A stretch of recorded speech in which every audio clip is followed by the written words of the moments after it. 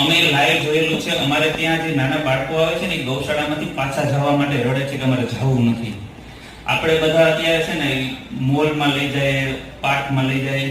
ખરેખર બાળકોને તમે નાનપણથી જો ગૌશાળા અથવા ગાય માટે પ્રેરિત કરશો અથવા નેચરલ ખેતી માટે, તો જ આગળની જનરેશનમાં આવશે. મારી નાનકડી રિક્વેસ્ટ છે કે આપણી જે યુનિવર્સિટી હાલે છે બધી, એમાં ફરજિયાત પાસ થવા માટે 10% કે 5% ઓર્ગેનિક ખેતી અને ગાય આધારિત લખે અને એ એજ્યુકેશનમાં આવે પરીક્ષામાં, તો જ ભણશે અને જ્ઞાન આવશે.